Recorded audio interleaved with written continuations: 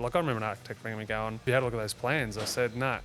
And he goes, "Oh, check your inbox." And I looked at the inbox and he's like, "Oh, it needs to be under 650. And I'm like, "Mate, you're talking on the phone. I just opened the email. But what's this 650 stuff? What are you talking about?"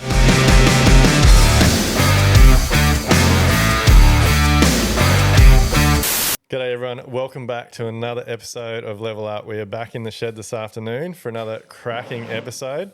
I'm pretty pumped to have this bloke in the chair. I've asked him quite a few times. He's definitely got out of his comfort zone to be here today, but we have Chris from PrimeBuilt in the house. So Chris and I have known each other for a while now, probably met through social media.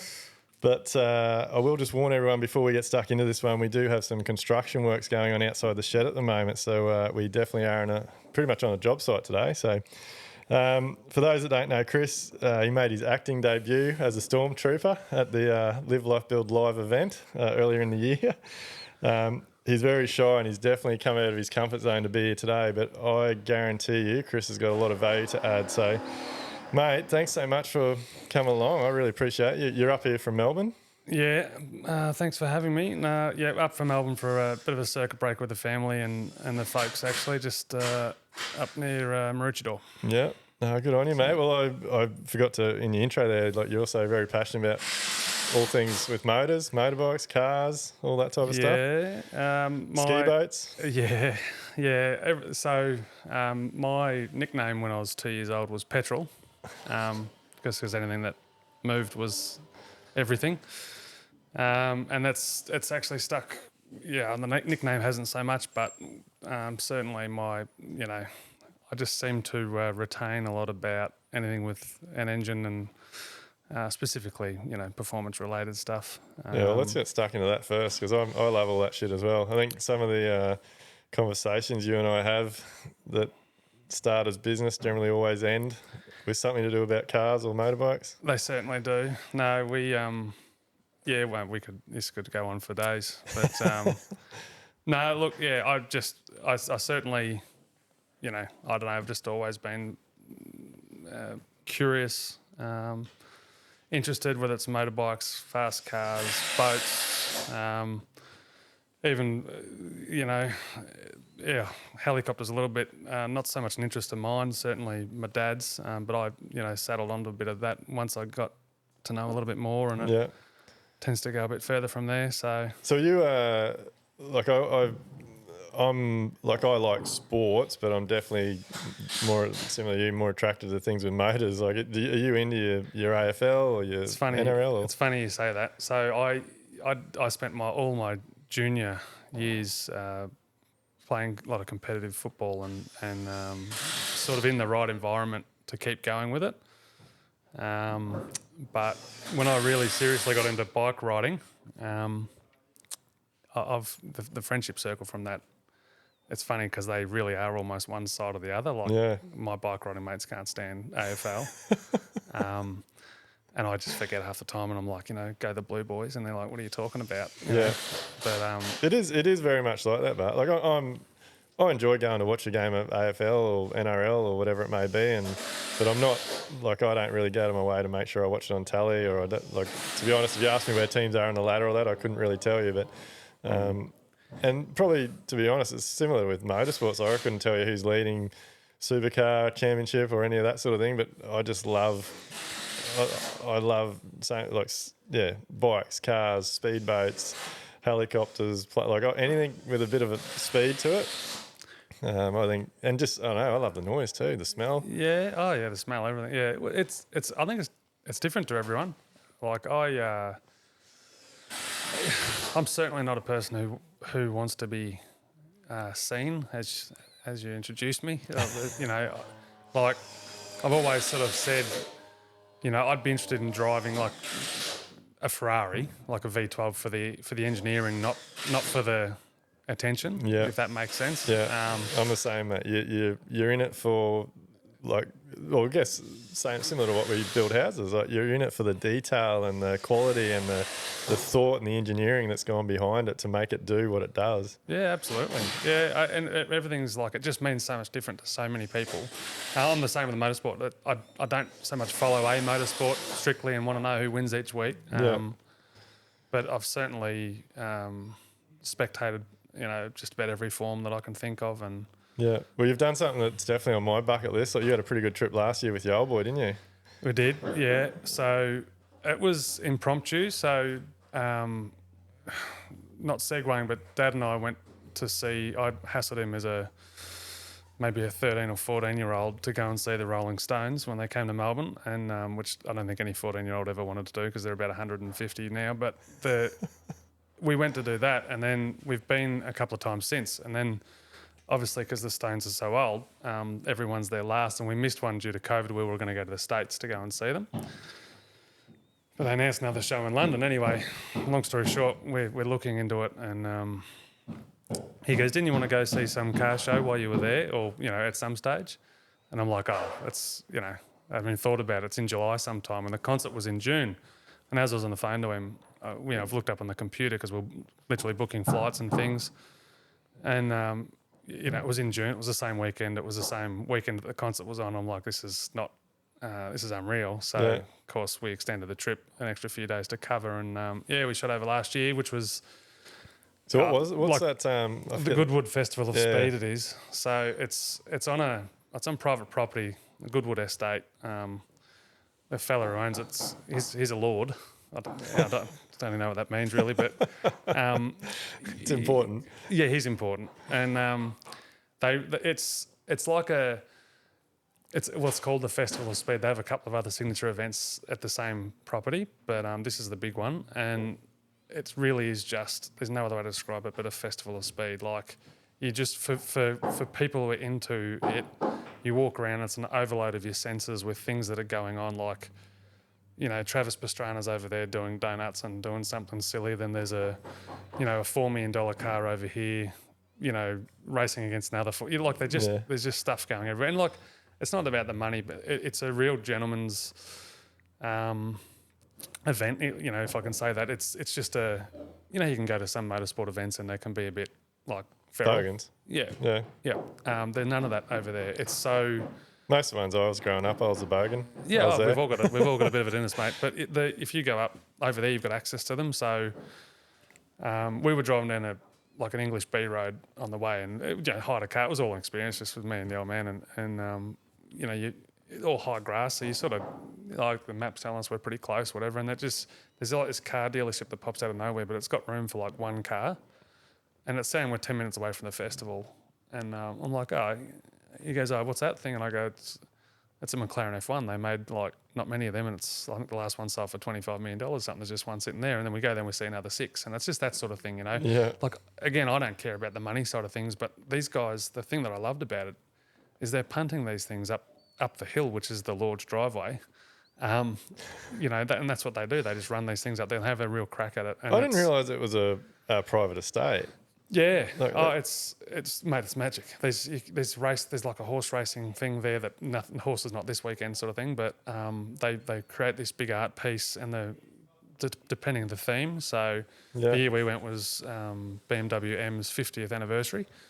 So they've got this 35 metre statue of, and they've got cars that are like all these important race cars are just strung upside down and this thing in the air, and the event goes for 4 days. So it's really good, and you just get so close to it.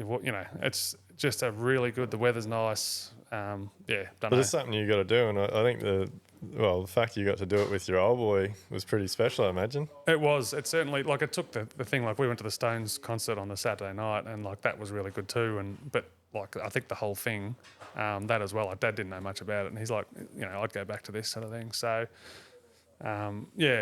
we might try and make our way back there one day. We did another event over there years ago, which I know I've sent you a video on the Isle of Man TT, which is... mate, I'd love to go and have a crack at that. Because you know someone that raced in that, don't you? Yeah, I do, yeah. Just a mate that we grew up with. He just went on and did his thing and was quite successful there, but... that is insane. I've only seen it on TV, and it looks friggin' insane. I can out and out say, if you're remotely... I don't think you have to be into bike racing or anything like that. Like, I don't really follow the MotoGP or go to the tracks, but... We took a mate who basically just wanted to piss up for a couple of weeks, and we took a mate who wasn't into bike riding at all, and he was blown away. Like, So we jumped in the car with Cam. He picked us up from the airport and he drove down the start of the track. And we an hour or two later it was practice, and we jumped in and sat there. And he said, "Oh, you come down the hill and you're straight into top gear and it's flat out through here and blah blah blah blah blah." It was a bit of a sighting lap from a racer's perspective. And then we sat there in the crowd, and it's so close to the where the bikes go past, and you can hear them wind up. And everyone in the crowd, you can hear their breath just get taken away when the bike goes past, and you hear this sort of slow echo, like, it's because it does.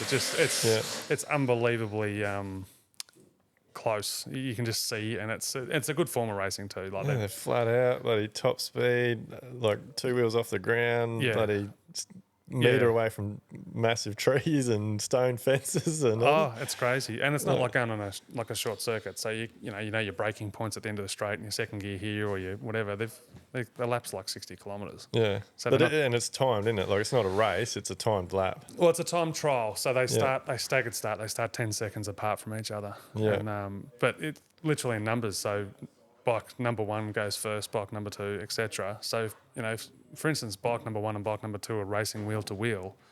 Number 2's at least 10 seconds quicker than number 1, but they race like they're on a short circuit. And they've got gravel traps and stuff. These things have got bluestone walls and power poles. Like it's seriously bizarre. So Dad was mentioning he wouldn't mind going over and have a look at that at some stage. So we might get back there and let us know, mate. I'll take along. Tilt. Yeah. Oh, you will not regret it. So your old boy plays a big part, hadn't he, in like what you do now? Like he's a builder as well. Yeah, he is. Yeah. So Mum and Dad worked together for years doing their thing. I think when Dad first started, Mum was probably still busy looking after us, but then she jumped in. They did their thing together for a long time, and we were pretty lucky. Like I said, I just remember growing up, whether I had a day off school and it was like a fake to sickie or something, I'd go to work with Dad and go and get the ute bogged or something. So do you know what I mean? So he's probably been pretty lucky to have that sort of insight like available on hand. Just the experience of talking and watching them run a business in the building industry, obviously. So yeah, we're real lucky. Do you think, because you're, like, my old man's a painter, like I was the same, like, mate, I made every excuse I could not to go to school and jump in the ute with him and go to the job site. But do you think having that upbringing and seeing what your old boy went through has helped you know what you need to do now? Because like you're a member of Live Like Build. You actually you use our software Quotes as well. Like, do you see? You've obviously seen the value in not being a great builder, but actually having to know more about the business side of things. Yes, so it certainly has helped. I remember being sort of a teenager just before I started working and being real curious as to why Dad was always so busy. So busy. Yeah. Like, he always made time to have a kick of the footy with us on the road when he'd come home, but it was like 10 minutes because he had to get in and make the phone calls and stuff. Like, it's probably almost before mobile phones were a thing, but I guess I've had my battles with it in my head about like how, like, because it can never be enough. Like, you can do 7 days a week, 24/7. You feel like you're never on top of it. And then I've sort of had the advantage of looking back and saying, well, if I was going to do that, is there another angle which I could take on this? But I mean, I entered the industry sort of electively doing it with a fella who was a hard taskmaster. So not my dad. In that, Dad's not a carpenter, so yeah. And I did my time like that, and it was, this guy pushed me, and we're still pretty good mates today, but he just taught me that fundamental, and then, so I've done all that, and then the tradesman side of things, but certainly when I started building, I thought there's got to be more to this. There's got to be something here, because there's the same sort of stories that keep coming through, whether it's, clients, or they don't like this, or they don't know this and stuff. I don't, like a lot of that stuff that you do sort of resonates as well. It's about education and communication, but it's you just don't know what you don't know. That's right, and it's starting from so far back, because you mentioned you weren't really keen on going to school. Like, same thing. And I think a lot of the industries probably could relate to that. And by definition, you want to be out there getting your hands dirty and learning things practically that way. So you Well, it don't sort of pay a lot of ties in- attention to that stuff, do you? Well, I don't know. I don't know if it's the more self improvement I do, or the more I don't know. I'm just constantly reflecting on things and thinking about things and looking at things. And like one of I think the things that I'm really disappointed about, and we definitely pay a lot of attention with our girls, is like the schooling system is a one size fits all. And looking back at it now, like I feel like I was probably made to think that I wasn't a smart person because I wasn't interested in what was going on at school.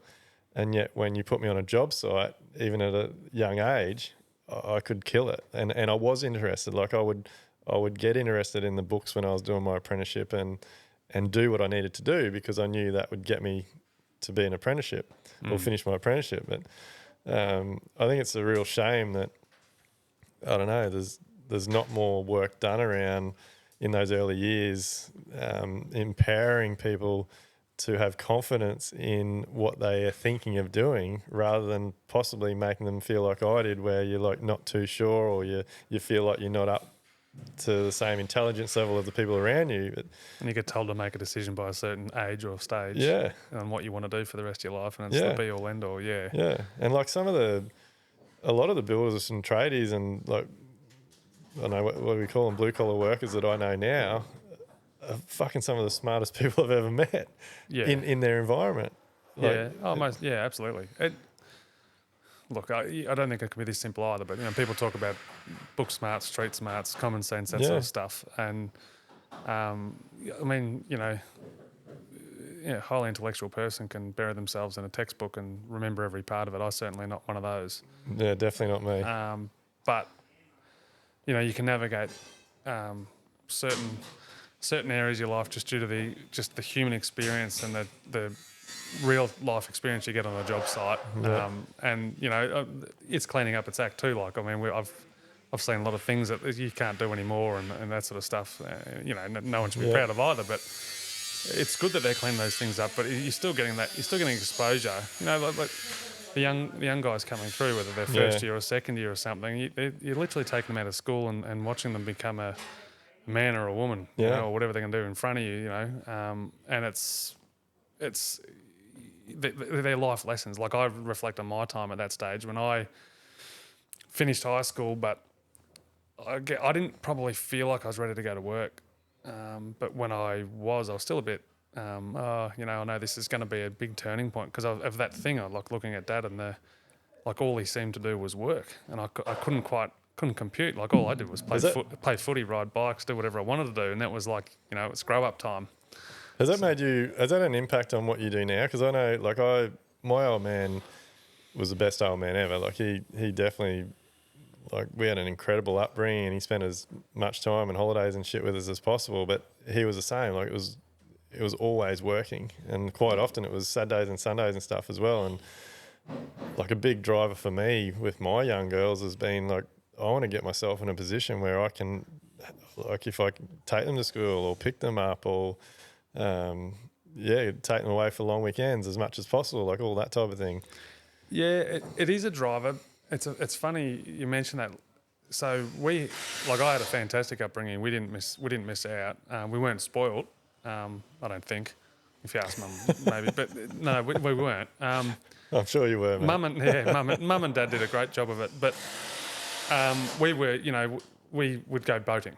But Dad would come back in the holidays to break because he had to just go home and service for a couple of days and come back, and he'd always make that work. Yeah. But that was our holiday, and we were wrapped. Yeah. So we, by no means, felt that I missed out because Mum and Dad were both so busy. But But whether do you think they were present? But I do. Yeah, it was. The confusing thing with me was that the problems, not the problems, but that what he had to service, his time, I don't think he felt was as valuable as it was because it was just the way it was, like putting out the same old headaches. Like he said to me, he went from plumbing, you know what I mean, to building, and he remembers a bricklayer on the first job, and Dad was somewhere else doing something else. They rang him up and said, "Oh, I need a couple of bags of cement." And he goes, "We'll go down the harbour and get them." And then they go, "No, we don't do that." And he goes, "I'm on the other side of town." They said, "Oh, we'll see you tomorrow." And he couldn't. He's like, "What do you mean? The hardware's, 300 metres down the road, just go and get them, I'll fix them up for you. Yeah. And they're like, no. You're the builder, you've got to get the cement for us. And this was like 80s or something. So, and he's just like, this is not what plumbers did. Like plumbers came prepared. They had all their equipment, every fitting, gas and all that sort of stuff, or Reece would run it out or whatever. But so it took him a bit to get his head around. But like when I saw him, battling the same sort of hiccups over and over and over again, and that's, I guess I'd look at that and go, he just got used to being that Johnny on the spot, had to sort of put out the fire, and that's the way it was. And you earn a good living doing it, and we no complaints at all. He hasn't got any. Isn't it funny? But like I think about what we definitely how far we've come, and especially the stuff we talk about and teach in Elevate, Live Like Build. Like I'm such a firm believer now that the biggest improvement is generally the person. The systems and processes help, but it, like you said, he probably didn't value his time the way that he should have. When you do take ownership and you value your time, like our data sort of suggests now that you can actually, most builders can actually double or triple their turnover and the amount of jobs they do with the current size team they have once they learn how to run it properly. Yep. Instead of, because there's just so much wasted time. And most builders, and this was me, like back in the day, I was probably no different to your old boy. Like I was literally just running around from site to site, trades bringing me on another job, same deal. Oh, we need this, or need you to have a look at this. And so you'd 9 times out of 10 you wouldn't get to finish what you're doing. You'd race over there, like you're just running around like a headless chook, like trying to satisfy everybody else. Who and I wasn't getting a second for myself. Yeah. And that would go from the phone ringing at 5 in the morning, 5:30 in the morning, to talking on the phone when you're walking into the house at 6:30, 7 o'clock at night. Yeah. My mum used to have a rule of you couldn't come and pick up a cheque on Friday because the tradies will swing past on a Friday. Yeah. And they'd literally knock on the door. Yeah. I think we had someone come on Christmas morning for a cheque. Yeah. And geez, that takes me back. I remember when I was running all my carpenters, I was paying my boys by cheque, and like when we had 40 odd, every Friday I'd have to make sure I got to every job, because if I didn't get to the job in time to give them the cheque and they didn't have time to cash it in, I was the bad guy. Yeah. Oh, That's making me sound old, actually. That could go down a rabbit hole, that one. But yeah, no, look, I've been talking to Dad. I talk to Dad all the time, and about, I reckon, the industry in itself, and a big part of what you guys are doing. It's just ripe. I think the building environment's probably been a tough one for a lot of people, and whether it's education or the lack of support from any industry or bodies, or with VBA or whatever you want to call it, just knowledge as well. But I think in the not too distant future, it's just going to be a much more appealing and much more secure and stable environment. And I think things are triggering now, and it's all happening for a reason. That's got to happen.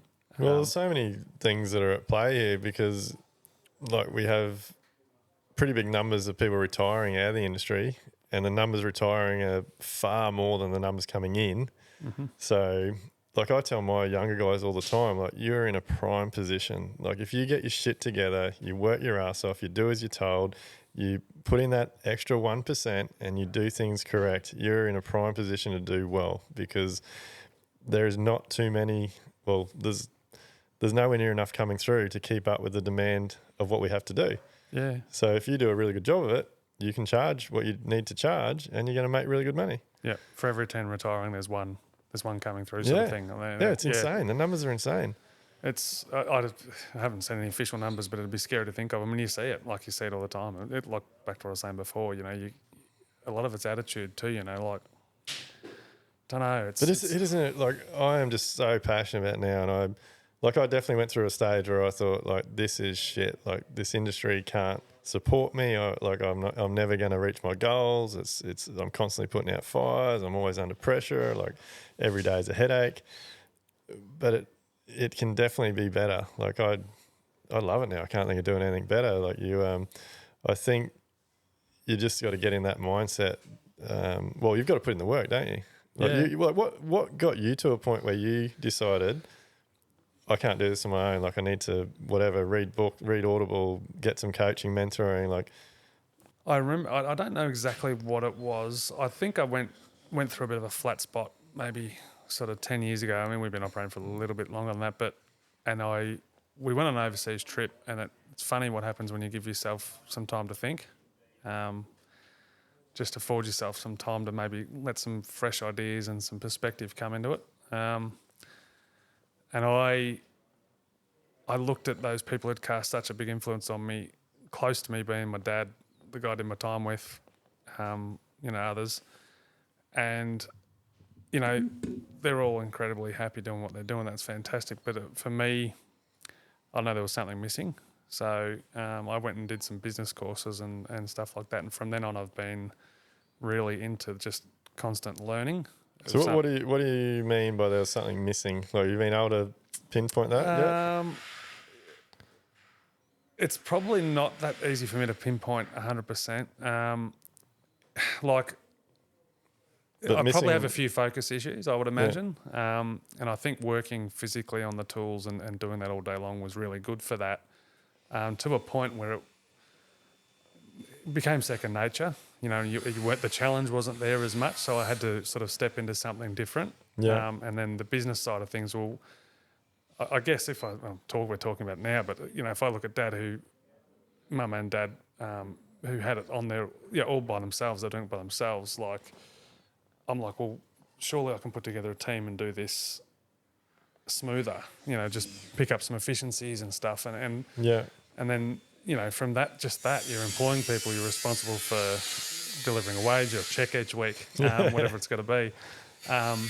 But then you start to dive into their growth, and you start to think about who and what positions you need. Then you're learning in depth about the numbers essentially in a building, in any business, but a building business. I think it's one of the harder businesses to track. But I don't know. I just got fueled by that, and then not being on the tools all day.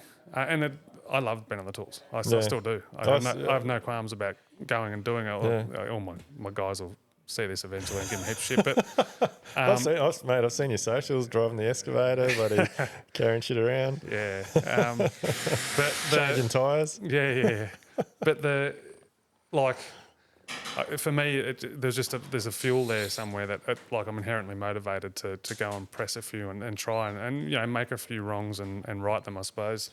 And do you get more addicted the more improvement you see? Absolutely, yeah. I go on we're on holiday now. I'll go home in a shitstorm of ideas and we're doing this and we're doing that, and Jess in the office probably turn around and go, but didn't you say we're doing this? I'm like, no, we're not doing that, we're doing this way. So and that's just sort of what happens. But I don't know. I think being on the tools all day, because it's physically exhausting, it can be. I just needed that bit of step back to sort of let a bit of fresh air in and work it out. But then I quickly spend it on something else. So Live Life Build. Before that, I was flying to Sydney for some a business course for over 12 months and that was good. I really got a lot out of it. So all my mates thought I was nuts. They got wind of what the course cost and what I was actually doing. They're just like, what are you doing? Can't we just go back to the pub or do something like that? So it does it. And once you go and you bite off a piece, it becomes pretty addictive. But you get it back tenfold, don't you? You do, yeah. And funnily enough, 10 years ago some of the things I learned then that I thought they were rubbish, they're coming to play now. Yeah. They're starting to go, this is all making sense. It's almost like the penny's dropping with some stuff. Yeah. Years down the track. So yeah. Yeah. And the building game is a tough one. There's no doubt about it. But there's just so many. I think the off-site stuff is just so underestimated. Everyone just envisages a house that's getting built on the site, the block of land, and really oversees just how much goes on behind the scenes. To run a successful building business, the site stuff's such a small part of it. Behind the scenes, you've got accounts, bloody contracts, invoicing, proposals, doing all the costing and estimating. That kills me. Probably one of the biggest parts. Yep. Just obviously all your general administration, handling leads and inquiries. it's enormous. There's so many moving parts, mate, and it's true, you know, and not to at all like the guys on site are working really hard, and exactly what I was saying before, like they put in the blood, sweat, and tears from 7 in the morning till 3:34 in the afternoon, whatever it's going to be. And they, you know, it's always been this thing that we're doing the work, like the joke I said about my now bag before. They give me shit because I'm not actually. What do I do all day? I must just drink cafe lattes, and you know the contracts roll in. It's not just that; it's everything. Like you could, if you're not doing it, you're chasing it, or you're quoting it, or you're getting it, you know, getting it right, making sure your numbers are right, tracking your data, you know, making sure your team's right, making sure the first year apprentice has got what he needs, he's okay. Like it just goes and goes and goes, and it's really, I think you mentioned that, you know, off the sort of data that you guys track, that you think 80% of. I reckon it's 70 to 80%. Well, it is. It's 70 to 80% of the tasks it takes to run a successful business are off-site. And like I remember, so it's definitely a building podcast today. We haven't even had to pay for all these sound effects. Yeah. Mate, I remember back in the day, like as I was starting to get my building business going, and I was like, we did a few years of, I had 40 plus carpenters, and we were doing a lot of contracting work, and a lot of that work we ended up getting in with this company they were growing as well. They were doing a lot of multi-res, and we did a heap of commercial work with them.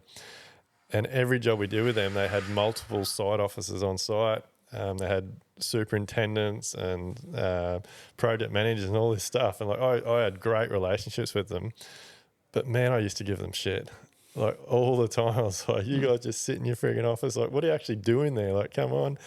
And I look back now and think, man, like no wonder they never had time to sort of come out and chat with us or sit with us for smoko. Like, because it takes a fucking lot of work to run a business or run a site.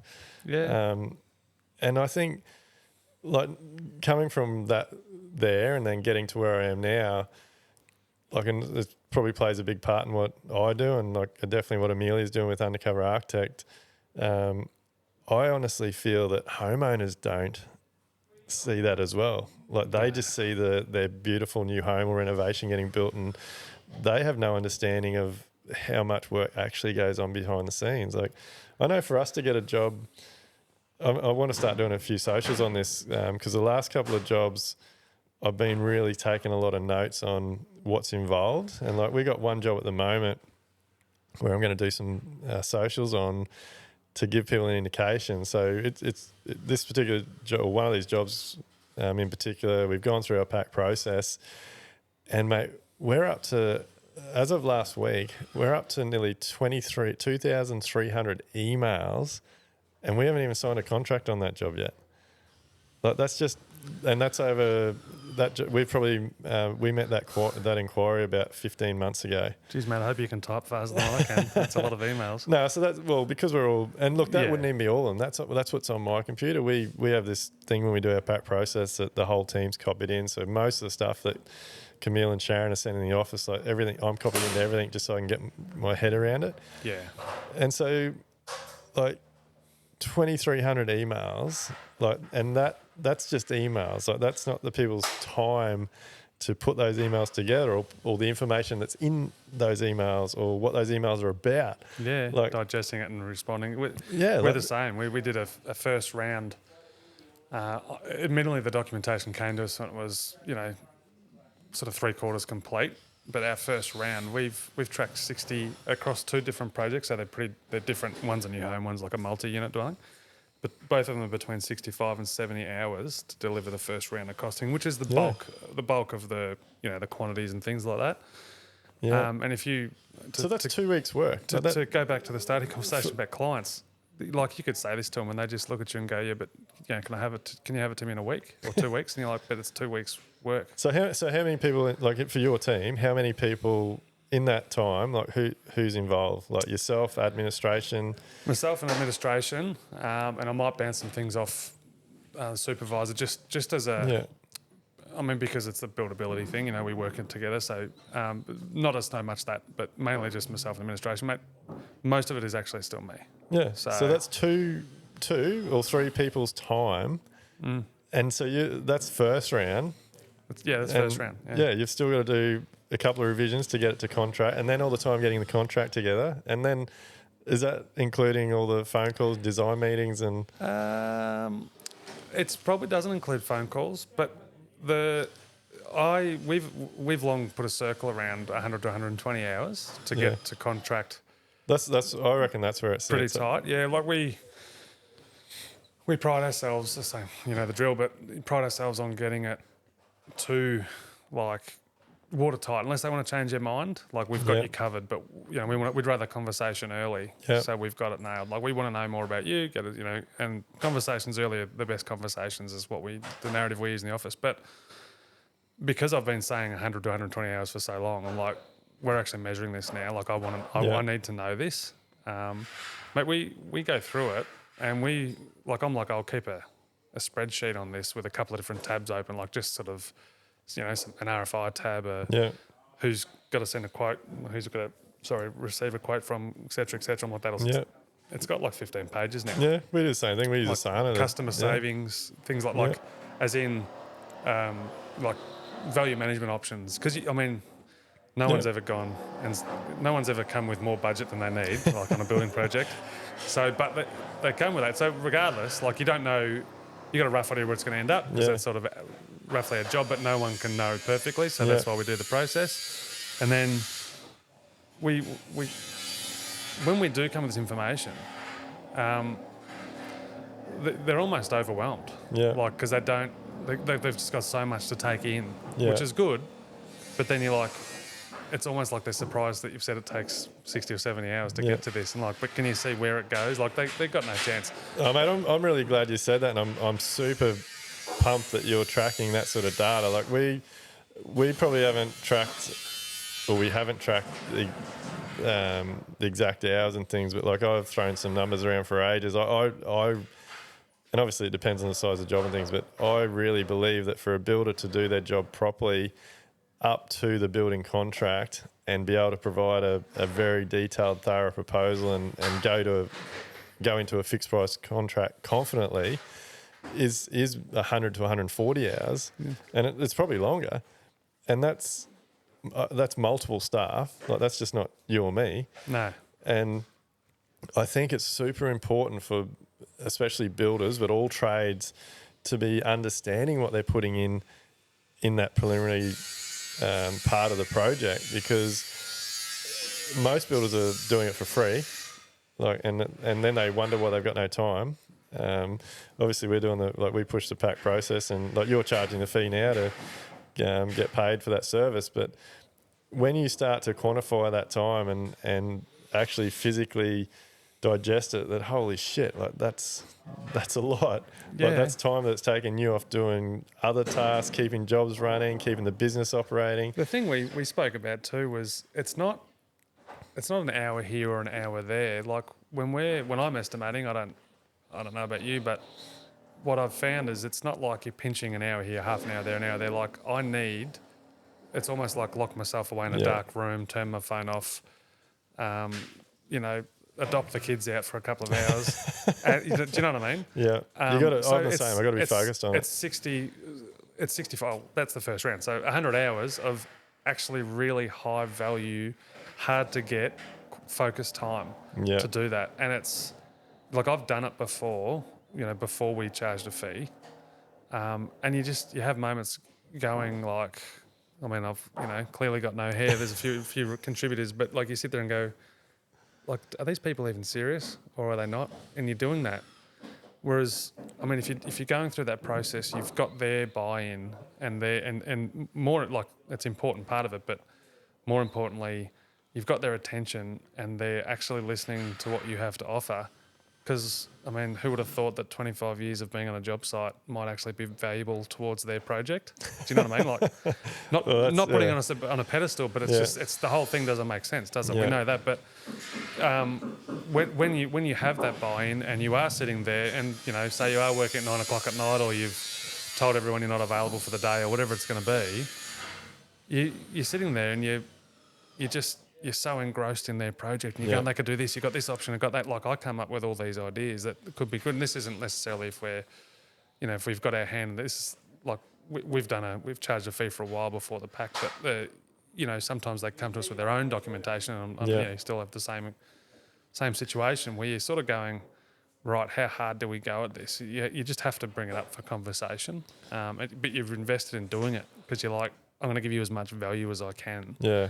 And it certainly outweighs the fee. But once you get to this point, it really makes you think about, like, the industry's just done so many things to create its own problem. Like, so this is just my opinion on it, but like you have like these volume builders that are pushing that you can get this built for this amount of money. So people's perception of what things cost, especially in the custom home renovations, new homes, multi-res, townhomes, those types of things, are very skewed. And then you have like designers and architects that maybe haven't been taught or don't appreciate how much time's involved to do costings, ringing builders up and saying, hey, I'm going to flick at this drawing, can you give me a call back in an hour and tell me what it's going to cost? And then you get builders that are chasing their tail and screaming to get the next job that, yeah, have that phone call or get that set of drawings and say, oh, yeah, no, that'll be 600 grand or whatever, without even putting any time or effort into it, which then, like, you can understand why homeowners get pissed because they've, from a 5-minute phone conversation from a builder going, oh, yeah, no, we'll do that for 600 grand, they give the go-ahead to the architect to complete drawings. The architect adds all this detail to it. That house then comes in at $1 million. Like the whole process is just it's so broken. This could go on for days. It's remarkably disjointed. Like, we would talk to clients and people looking to go on a building journey, and I'm pretty candid about the fact that, like, this is going to be a journey and it's going to be an emotional one, but it can be an enjoyable one or it can be a horrific one. And this is why we do what we do. Yeah. And there's even, like, we implement a lot of the things from Live Life Build. Obviously, a lot of the things that have flowed through from Dad and the good things to do, and just experience in general. But, you know, we really harp on about communication, and you know, that doesn't make us the best communicators in the world. So things can go, you know, I believe that there might be a few tears no matter what, you know what I mean? You might get pressure, you might have to extend your lease in the rental while it's getting built, whatever it's going to be. Yeah. The only thing you can do is be as prepared for it as possible, and you're going to get the staples right and sort of know and expect, have your expectations in line with your builder and the level of trust. Like, it's easy to say trust your builder, but like, seriously, get to know them, go through the process, do what you got to do, and sign up knowing what to expect, like how it works. What you're going to, like, take some time. Like, everyone's in a hurry. I understand that, you know, because when they decide, everyone wants it yesterday. We're going to build. House is getting knocked down. We want to be in 3 months or whatever. You know, 6 months. And you're like, but I'm not even going to get a permit for 3 months. Like, and then the finance thing. There's just steps, a lot of small steps that need to be taken, and it's so disjointed. Like, I remember an architect ringing me going, "Have you had a look at those plans?" I said, "No," and he goes, "Oh, check your inbox." And I looked at the inbox. And he's like, "Oh, it needs to be under 650." And I'm like, "Mate, you're talking on the phone. I just opened the email. But what's this 650 stuff? What are you talking about?" And, you know, I had a quick look at him, and in my head, I already knew where it was going to go. As in, I'm like, "Yeah, no." He's like, "What do you mean? Well, we really want you to build it." I'm like, "Yeah, but you want me to build it for your price. It doesn't work that way. Like, we need, you know, back to the 100 hours conversation. Like, there's different sports, the volume stuff, like the project home. It really, like, may as well be NRL, and custom building is like tennis. You know what I mean? Like, there's so or cricket. Yeah, whatever. They're so far apart. That'll upset a few people. But, like, to me, it's just there's some really easy fixes that could make it, and there's definitely some design architects that are doing it really, really well. Like, one of the most simple fixes that I can't believe that designers and architects don't do is, like, why are they not getting the data from completed builds? Like, when, and look, this does get tricky because a lot of the time the build, like, one build might be built by a builder that is running a shit show and doesn't know his numbers, so they think that they've got this incredible project for 600 grand, and then they get another builder to price and it's 750, but this builder's actually knows his number, still in business. This other guy's gone bankrupt.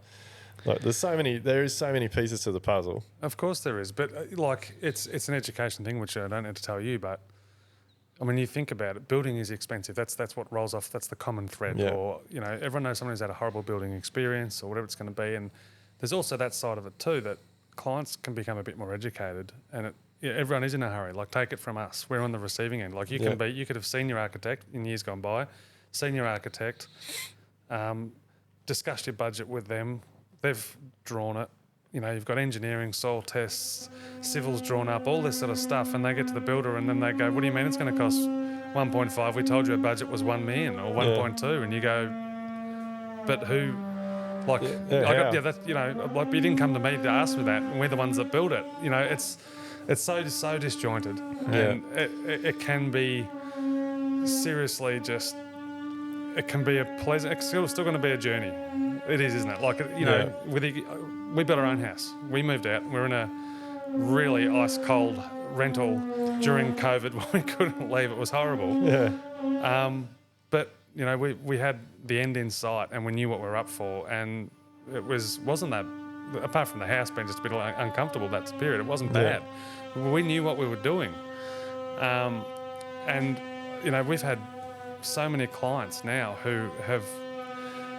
So all of our clients who have done our preliminary process, we've had. We did some metrics on it recently, and like the building timelines and the percentage of any builder requested variations is so minute. Yeah, it's and you look at it at the end. Whereas if you go down the wrong path and you get to the end, because people don't build things twice to check. Yeah. But why do people sit there and go, builders are expensive? Or they whinge about variations. And it's just like the information's available. It's just got to take that one step backwards, go and spend the time, do the right thing. But the thing is, people can be very hesitant to spend a bit of money up front and pay a builder to get involved. But from our experience now, like I think we're pushing 150, 160 more jobs. All of the issues we had in our early days are solved by this pack process we do now. And I often go back and just think about some of the jobs that we went a bit pear-shaped, and like people whinging about the costs and things, but the cost would have always ended up what it ended up. It's if we had to put in the time in the beginning to figure out, because the variations were what they wanted. So if we had conversations earlier on, those costs still would have been in the contract. Yeah. So it's not like the job just for some reason ended up more expensive. It cost what it cost to get what they wanted. Yeah. It's just that they didn't know it at contract. The questions weren't asked of them. They can't know everything. The block, let's not go there, but the block can't tell them exactly what they want that suits their house. Yeah. A smaller home might suit them more practically, but they've always wanted the 7th bedroom, whatever it's going to be. But I really like what you just said. Like the questions weren't asked. Like if you don't, that is such a powerful part of the pack process. Like you're in an environment where everybody's a team collaborating. You're at the design meetings. The questions are getting asked. Like we had a cracking meeting this morning for a new project we got coming up next year. It was it's with Aaron, Green Coast Designs. Aaron presented all the internal finishes, selections and things. So it's a couple of weeks off detailed documentation so we can do a proper detailed costings on the job. And mate, I could give you a dozen examples of some of the things the client brought up at this meeting that if we weren't in this process would be variations when we got to site. And it can be as simple as this. So one example was towards the end of the meeting, this particular house is quite a large house, and the guy's parents are going to be living in the house. So it's actually got a bit of a wing that's designed as a parents' retreat. And he just brought up at the end of the meeting that his father's got these 80s like big Yamaha speakers with each speaker's got their own amplification system, and like they're right in like when they have people over, like they love music. It's party time. And he said, and he brought this up. He's like, I'm just curious. Like my father's got these incredible speakers. Like, where do you think they'll go?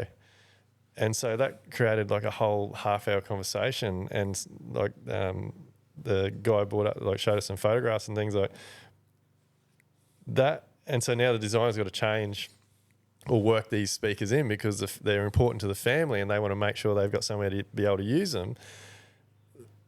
If we weren't in this process, that would have come up when we're doing a walkthrough, like the frame might be up or whatever, and at some point it could be sheeted.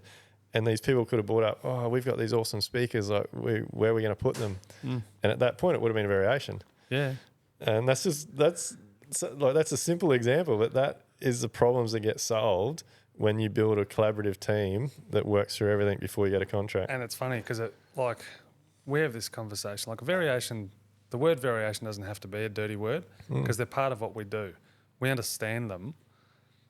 I haven't met a builder who loves them. They're garbage, mate. Yeah. I haven't met a builder that loves them at all. And it's not because they throw everything out. It's a time thing. Builders are time poor. Yeah. Right? Typically we're trying to resolve that. I think that's what this podcast today is. We're solving this problem today. But no, they're time poor. So we have schedules for our projects. We're organised. We organise our weekly meets, this, that and the other. So those speakers, for example, it would have been seamless. Now it's a variation. It probably requires your involvement, the builder's involvement as well, personally, because you're at the design meetings. But on site, if it's a vary, it's like, oh, we're doing this. So what's happened? So are you going to push your trades? Like, what if it delays the program? You're not. It's not one phone call. You're pushing it could be 4 or 5. The whole program could be 10 trades. Yep. And do you think they're sitting at home on the couch waiting just because Dwayne's come up with a variation, so we'll just take a couple of days off until he's ready for us? It just doesn't work that way. So, and the cost, the actual true cost to doing that last minute, you never late get in the it. piece, no one ever gets it. They think that it costs a lot for what you've charged to do it, and you never get what it actually costs in terms of the disruption to your program. Mate, builders could work out their cost for a variation and triple it, and it still would not cover, like you said, the true cost of the rescheduling of everything, reorganising, the administration, the picking up extra materials or whatever. But just using that simple example of those speakers, if I wasn't doing this process and that job started, so it could come up at slab stage, and we're on site with the client and they bring it up, and there's enough time to talk to the designer and maybe get things moved around. Variation might be quite small, but if it come up at frame stage and you've already got walls up and you've got to move things, it's going to be even more. Yeah. If it gets to a point where the house is sheeted and then it comes up and then you've got to remove walls, it's even more expensive. Or it gets to a point where the house is ready for fit off. So there is so many things that play when it comes to variations and timings and all those types of things. And I just obviously to me the pack process is a no-brainer, but like you're saying though, in a defence for the client, not that they don't know, because you just don't know. All they see is the cost, and they want the speakers that they've forgotten about because they hadn't been asked the question, and that's what it's for. And that is, like I said, the most for me now, knowing what I know and doing what we do, the conversations that are had during those design meetings when you're there as a team, and so that client was bringing that up just as because he saw that after that meeting, the things we'd gone through, he must have obviously been thinking about it and thought, oh shit, there's nowhere for us to put those they must be big speakers. But there's quite often things that the client brings up that myself or the designer or architect might pick up and just start to think about, and then during that meeting or even a following meeting, we'll say, hey, that such and such you discussed, do you want that in, or where's that going to go, or whatever. It just gives you so much opportunity to work through things while it's still at paper, rather than having to stuff everyone around on site. Mate, we call it the pre-season, like a footy pre-season for your project. You're going looking to win a flag. You do a pre-season train, get to know all the players, and come up with some structure, and then you hit the season, and you go all the way through the finals and end up standing on top of the play. Yeah. This whole all of a sudden just come out of nowhere. I'm going to go and take on the world and build a project. Shooting from the hip, it doesn't work. So it's an absolute no-brainer. And look, back to my conversation before, I just think in the not too distant future, I think it's going to be a much more collaborative and probably, well, not probably, most definitely improve everyone's experience from start to finish. It's still a journey. You can't shorten that. You have to go through the steps to get it right. We're not building on a production line. Well, I think something I'm very well aware of now, the faster a client wants to push the process, the more issues, variations and problem that job's going to have. Absolutely. No-brainer. Because you just don't get time to resolve things.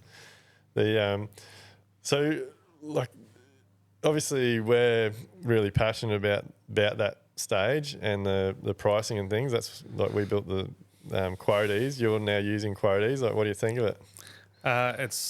We're pretty recently with our take up on it. We've done 2 separate projects through it, and we're high fiving in the office. So Jess, who works with me in the office, she's like what we used to have, the formatting, and like she's got to put up with my spelling and stuff when I get my fingers on it. So it just grammar everything. Yeah. And she's like a Hawkeye. She like sees everything. It's like the Matrix. Yeah. You know what I mean? It's horrible. So I sort of just go, yeah, like, it's got to be right, because we use ours sort of for the on-site guys. That's a bit, we call it we're not religious, but we call it our Bible, you know, Yeah. I mean, the project Bible. Yeah. So it's got to speak a couple of languages almost. You know, it's got to speak to the client, it's got to speak to our team, Yeah. and then deliver it that way. So I need to be involved with it, and I love that part of it. But it is that high focus time. The formatting and the structure that the software provides us, and just being able to drop scope into your quote. To me, it's the no-brainer. Yeah. proposal or the quote for a tradie is like it's the most important document besides your contract. And like, look, quoties, like we've got big plans for it. There's a lot of add-ons we've got. We'd love to do in the future, but for me, it was just really about creating something that was really simple for tradies and builders to be able to use. But and we sort of tried to work, or we have worked a lot of like the way that it's set up is to try and help deal with a lot of contractual things. So like the way it sets out your allowances and those types of things. But it's like anything, you got to put in a little bit of time to set it up. But like, I'm not sure if you put it in there yet and built your template, but like, man, once you get a template and you get it all set up, like you can smash out a quote, like a very, very detailed quote quite quickly. You'll love to hear this, mate. We did our first one, and like you said, there's a bit of getting to know the software and where you are and stuff. It's not a hard software to get to know, so it's easy enough. But our first one, you know, it took a bit of time, but we were so used to what it used to take us through a Word document or something that we used to use. Anyway, we were doing another one, the next one that came along, and I said to Jess, "Oh, how long do you think you need?" And she's like, "Oh, they usually take us about, you know, a week and a half or something, so maybe by the end of this week we'll have it done." I drafted out the first draft of it, which I think was probably 85% of it, in 3 hours. So, and that's good, mate. But it was a learning curve for us as well, like because I mean, Jess's role, she hasn't spent 20 years on a job site either, so you know, I'm the one who's doing the estimate in my head and thinking about the products and how it's going to get built, etc. So, and we took that for granted too. Like, I'm like, "Oh, can you just punch out?" And I'm like, we can't do that. Like, I have to be involved. And I've done, and I was like, wow, it's like 11:30 in the morning. Like, nailed it, mate. What am I going to do this afternoon? That was the whole intention of it, mate. Like, no, it was nowhere near complete, and it certainly needed a tidy up. But do you find, so we obviously use it, but so I find I do what you just said. Like we generally jump in early when we get a set of plans, and we smash out the bulk of it. Yep. And then by working through the bulk of it, it sort of gives me focus of maybe some trades I need to ring and check on things, or might create a list that Camille needs to send out to suppliers or whatever it may be. But are you using the like, did you start with the standard template of categories and items, or have you gone through and created all your own? We started adding in our own on top of those, and what we found was, so we've got a fair bit of system in the back of our business anyway.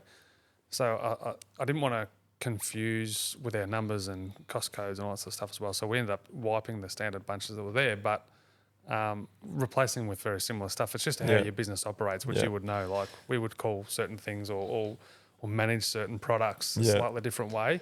And so we sort of had a system as archaic as it was, and we've replaced it with quoties. So But do you think it's important? Like, I think it's really important to always be starting with a list. Oh yeah. Like, so that you can work through every item, and just, I don't know, for me it just jogs my memory when I'm looking through a plan, and like, I'll work my way through a list, and if I don't need it, just delete it, get rid of it, whatever. And to me, like, quite often, well, I would say every job, there's something on that list that I go, oh shit, actually I haven't seen that on the drawings, I better go and look for that. like a lot of the stuff. I mean, you would know.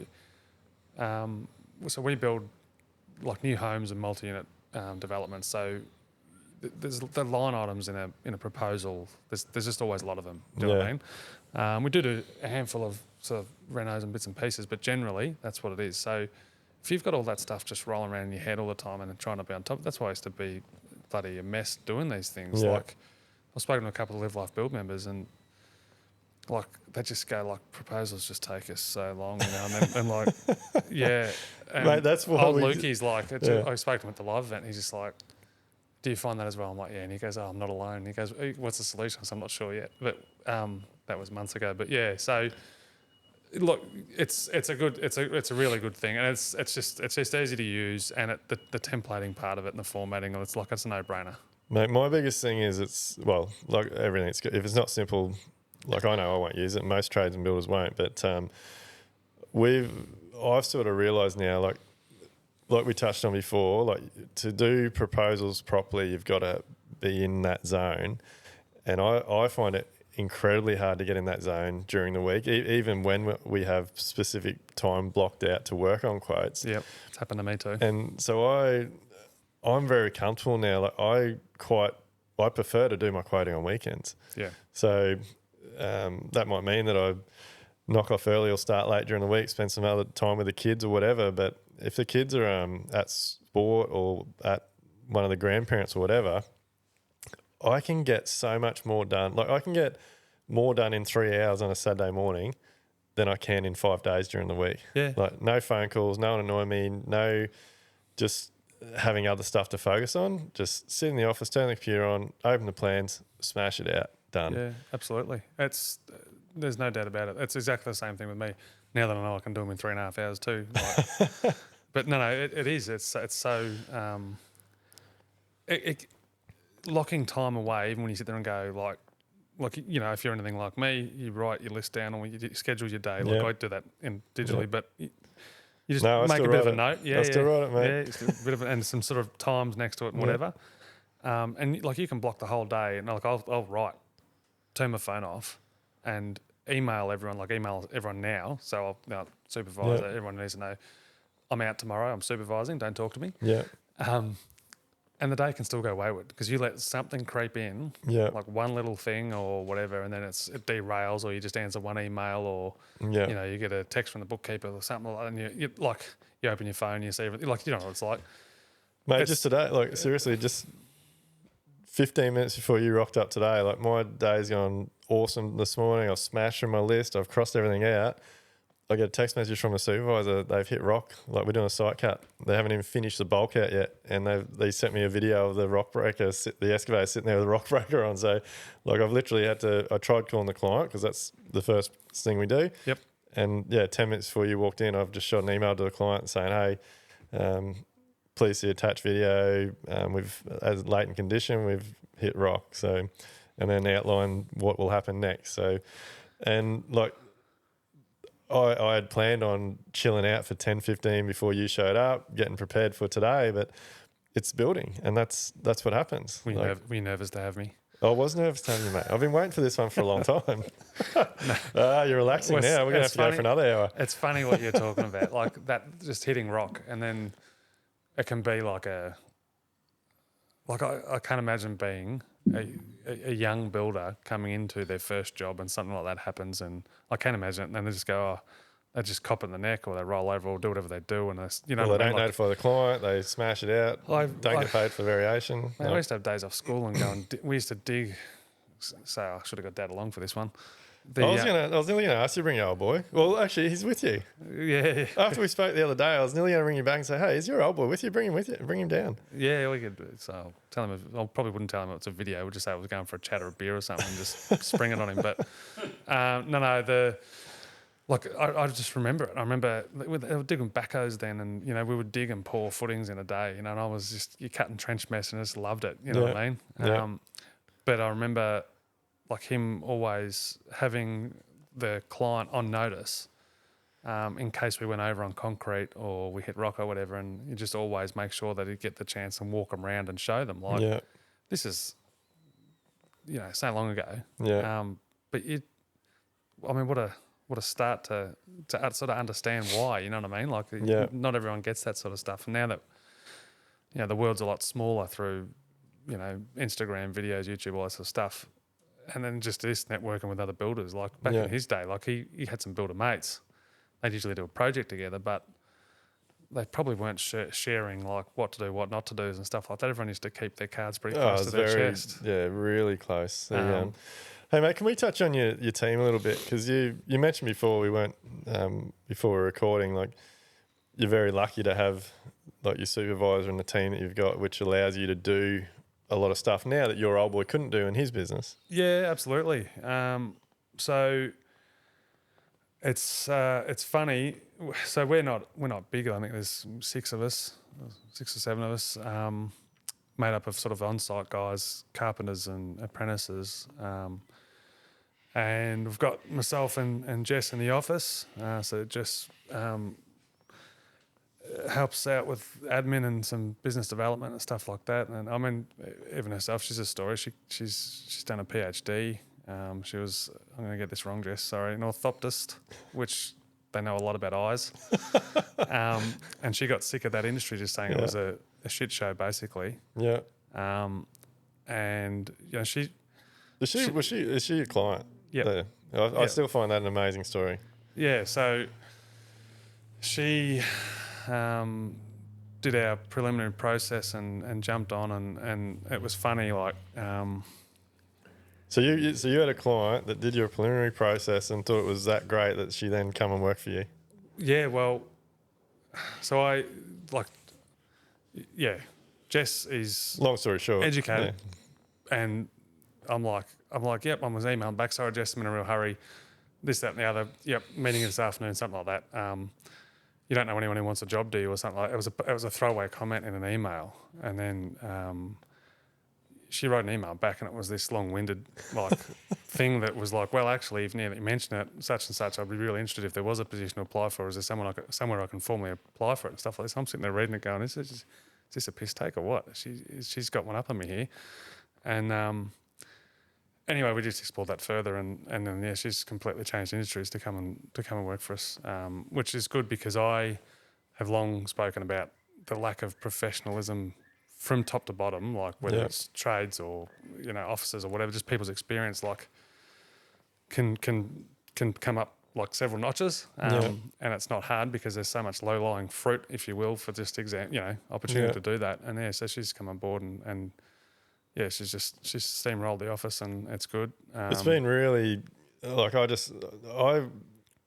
love sitting behind the scenes, Live Like Build now, and seeing all you guys just killing it. And like I pick up all the little things, and like it's been unreal seeing you do your Friday wins, or even just the phone conversation we have every now and then, because you've really run since you brought her in, like you've really run with handing stuff over to her and putting systems and processes in place to allow her to do what she needs to do. Like I think it's fantastic because that's obviously freed your mind up to focus on other things. It stems back to that seeing Dad do everything, and Mum and Dad, you know what I mean? And then I sit there and go, why can't builders control their time and take the kids to sport and do all that sort of stuff? Like our family's really young, so I want to do that. You know what I mean? And Dad did that too. But I played footy on a Sunday. It was probably the only time he took off to come and watch me play. Yeah. But yeah, certainly the team does that. And like Ryan, so our supervisor's been with me. So I met Ryan at trade school. Yeah. I did my apprenticeship same time. And it was funny because I said to Dad when I was working in Dad's building business, I said, look, there's a guy. I think he's gonna be good. He gets it. He gets it. And he said, I'll come and work for you as long as you still swing past for a beer as mates. It can't just be work. And if you fast forward 17 years to now, that's pretty funny because he's pretty hard to pin down for anything but work. He's like the guy creeping around the job site at 5:30 in the morning writing his list for the day, which is just remarkable. But so he's been with you 17 years. Yeah. So he he said to Dad and myself, he said, "I'll do anything you want, just don't give me a set of plans." Now he's running all our jobs, and I laugh, but he laughs as well. It's all pretty good. But yeah, he's good. So, and then we've got carpenters, that've been with us for 2-3 years and all that sort of stuff. But you need someone in your team like that, don't you? Like I think one of the first things I tell a lot of builders now when they ask me like, how do I do what I do? Like, and I say I can't do it on my own. Like you've got to have a team. You've got to understand your numbers. You've got to make sure you're covering your costs so that you can employ other people to give you, well, not just time back, but your life back.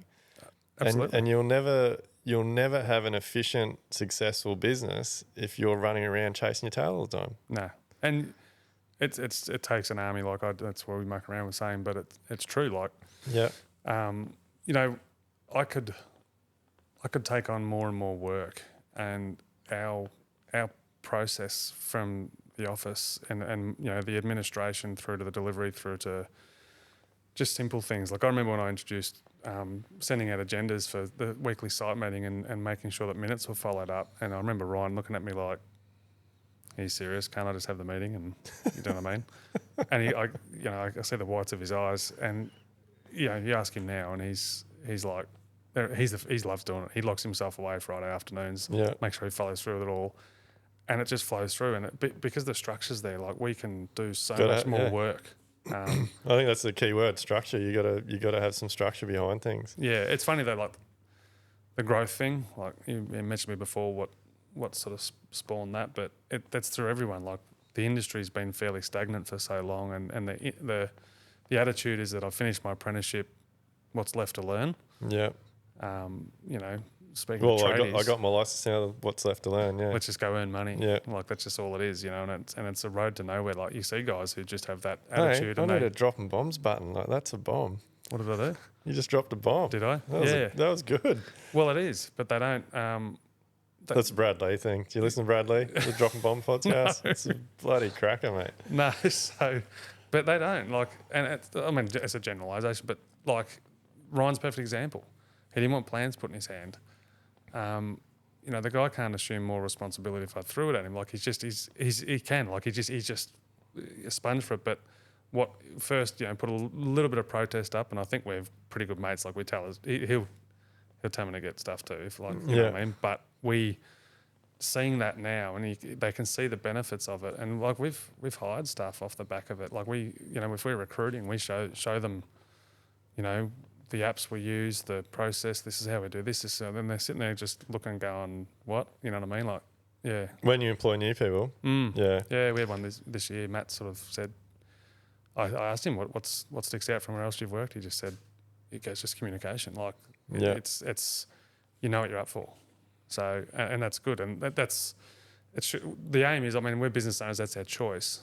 But to be able to go home and switch off, or take the kids to sport or go on a holiday like I am now or whatever it's going to be is a remarkable thing. But you want, like, they may not always know. I try and let them know, but you actually want that for them as well.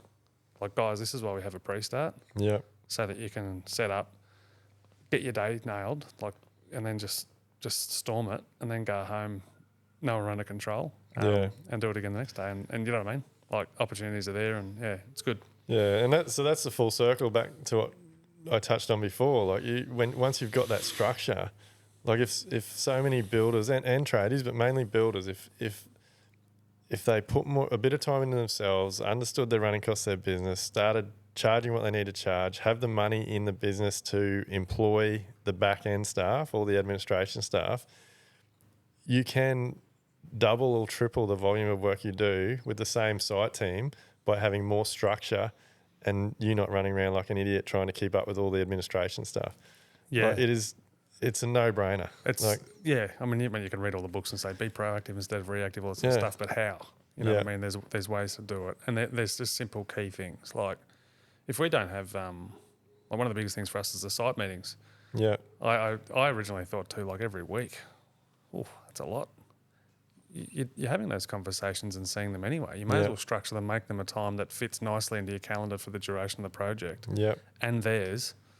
And like there's always stuff to go through. Yeah. But even if there's not, there is. Like, I don't think we've had one yet. There hasn't been anything to go through that's job related or project related. But even on the ones that are largely nailed, and maybe not much has changed since the week before, or a few things have fallen in place, whatever. But it's a cup of coffee and a chin wag, or whatever it's got to be. And you're building a relationship. Yeah. And you know everything's on track, and yeah, like you say, there's never a time there's nothing to talk about. Like if it is lean on, you're always talking about the schedule of the job and what's coming up next and what's being done. Like, and to me, that is just so valuable for the relationship that you build with a client. Like, for them to see what's going on, to know what's going on, and I think it's that whole it's just that structure of everything falling into place. Like, by doing that every week, like, how easy does it make your handover?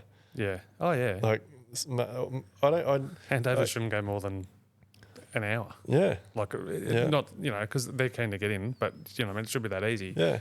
They know you've communicated everything that needs to be done, is usually done by then anyway. But and what the obligations are thereafter. Here's the keys to your home. Happy days.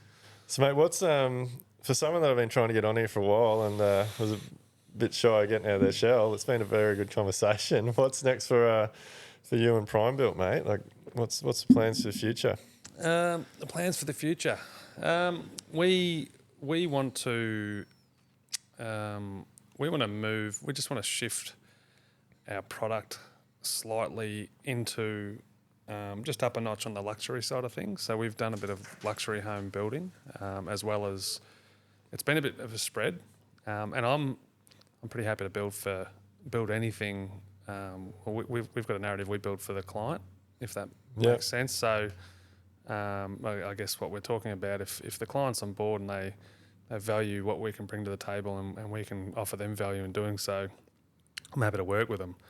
I think the products we've seen come on the market in the last even 3 years, there seem to be just so many available out there now and doing that sort of thing. What you were talking about, building everything better to a better standard. I'm not saying we don't build it, but the point is, like, I guess just injecting that enthusiasm around the opportunities that are currently on the table and having the opportunity to actually put them into place. Being more aware of for me, it's being more aware of the products we're using and the products that are available.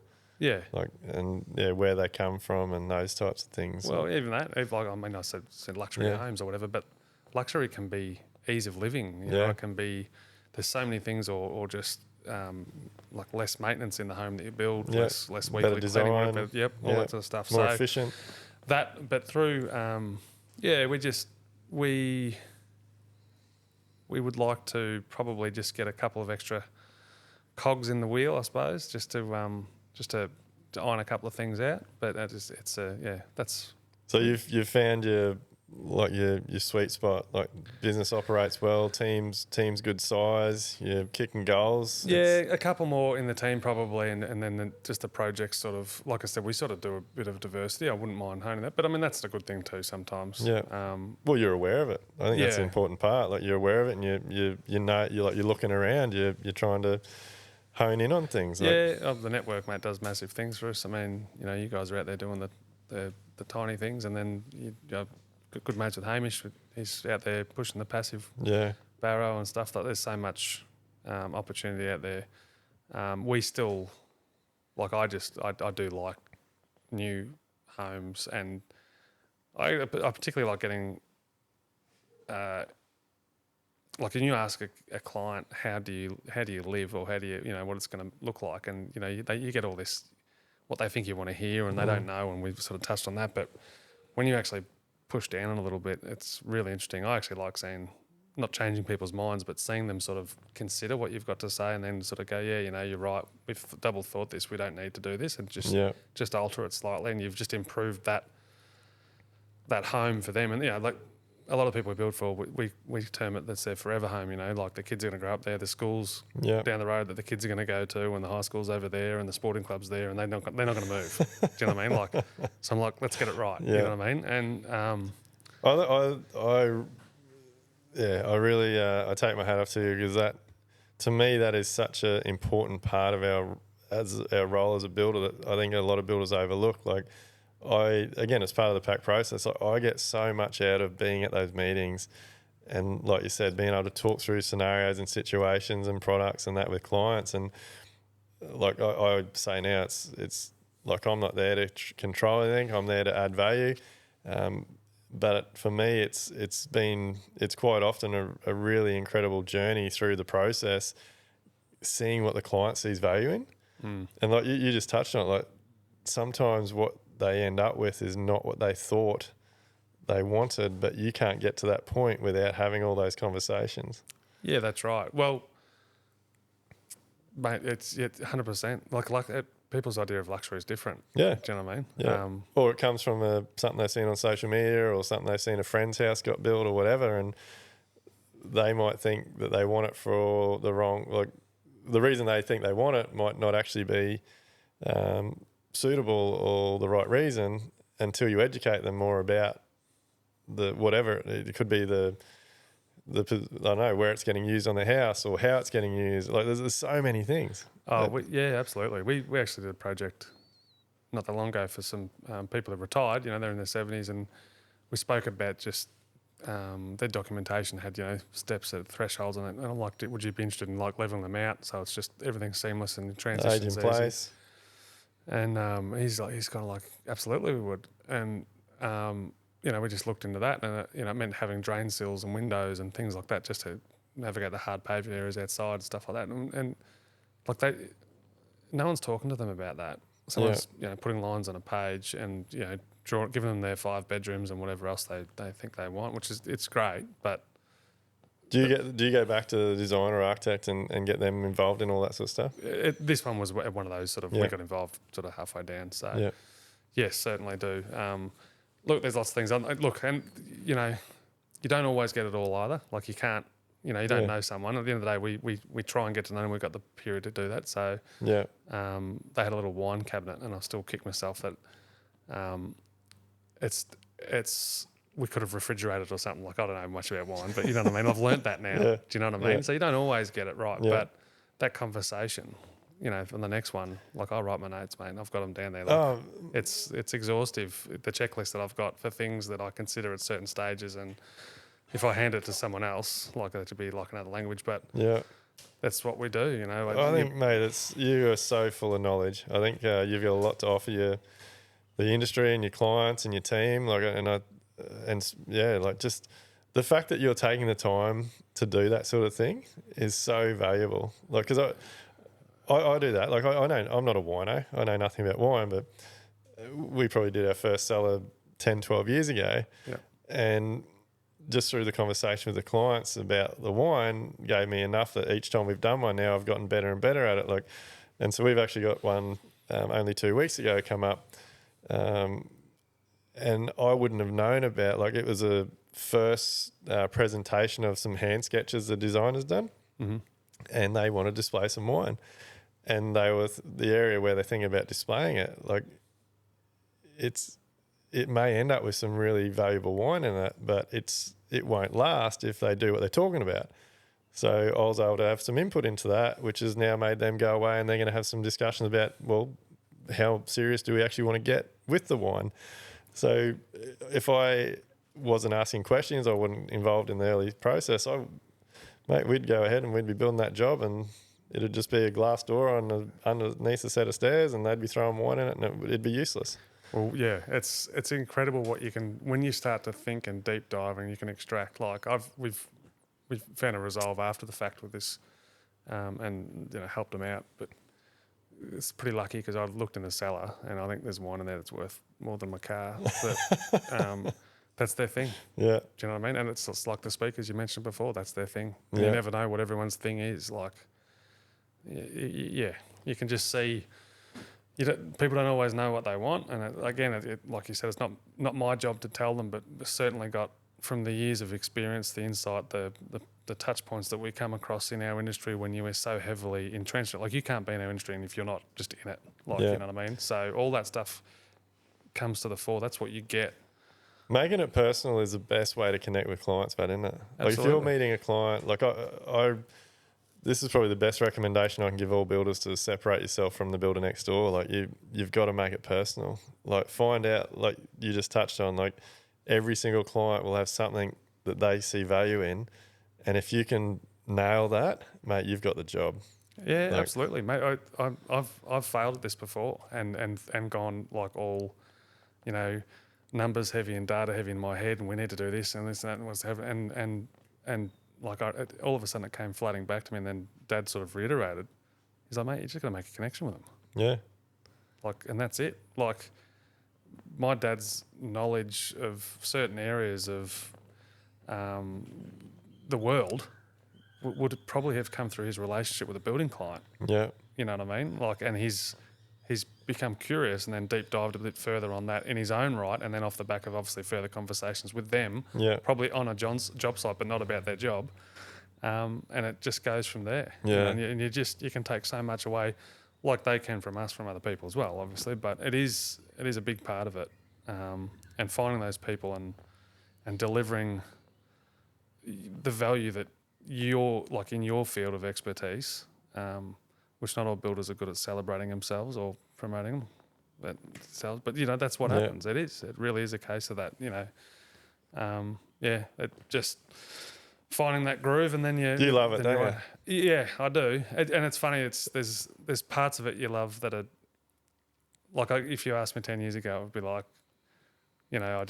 I'm happy to frame, or whatever. I love hanging off a roof. Like, it used to be my thing, and like you do, you just find yourself walking a top plate or something, just loving it, and you're out there dancing, and like my team now wouldn't even know that I dance, but that's what we did. Ryan, my supervisor, certainly seen it. So, and that's what you do. We just loved it, but like it's different things you love now. Like, don't get me wrong, I'd still love to do that. I'm not sure that you're allowed to do it anymore, but you're allowed to dance, not top plate. Not walk on top plates. Mate, we used to walk around top plates on 3-story buildings. Like, I wouldn't even. I would put money on. I couldn't even do it now. I'd probably shit myself. Yet when I was on the tools, we did it every day. Yeah, I think that was like what was in my head when I signed up. I'm like, the quicker I walk on a top plate, the easier it's going to get. Yeah. So I started doing it when I was on work experience. And then if it was too tricky or too hard, one of the boys would be holding a bit of 70 up, and you'd be holding onto that with one hand as you're trying to walk along. Yeah, but you didn't want to admit it. But you didn't want to ask them for their help, so you just try and walk it half the time anyway, which was stupid. But no, so it's changed from top to bottom though. You can't master what we do in a short period of time. It's the learnings along the way. It just builds and builds. But you can master it a lot better by working together. Absolutely. I think that's like the community we have in Live Like Build is friggin' insane. Like the stuff that gets talked about there, but just builders in general. Like builders need to just talk. Mate, the network part of it's huge. Yeah. Like quite candidly, like, I don't see every video, and I try as much as I can to catch up, but there's so much in there. But, I make a point of, in the last month, just trying to call a few different guys and girls, from the crew, and just go, what's going on? And you just, you sort of go, I'm going to speak to Todd this week, I'll try and get a hold of him, and I'm like, I've got 10 minutes in the car, this should be good. Like 50 minutes later, I'm sitting in my driveway and we're still solving the world's problems, you know what I mean? And I can hear his end. He's like, he doesn't want to get off the phone either. Like it's good. So you get a lot of, to understand that other people have similar challenges or have had is a big part of it. Yeah. So, and same with the old man. I've got that privilege of having that in the background as well. But yeah, it's certainly a challenging environment, but equally very rewarding. It's what you make of it. But mate, we're going to have to get you back for another one. It's been an absolute pleasure having you here, and I'm definitely, mate, let me know if you're going back to, what is it, the Isle of Man? The Isle of Man or Goodwood. Goodwood, mate. Well, they're about a month apart, mate, so if you can get like an extended time off. But, we'll see how we go. But yeah, mate, I would have liked to get back to the bikes and the cars and that a bit more, but we could talk all night, but we'll get you back for another one. I think it's been an absolute pleasure, and I appreciate your time, and I think you've really given some awesome advice to everyone listening. So thanks very much. Thanks very much for having me, mate. The pleasure's all mine. Are you ready to build smarter, live better, and enjoy life? Then head over to livelikebuild.com/elevate to get started.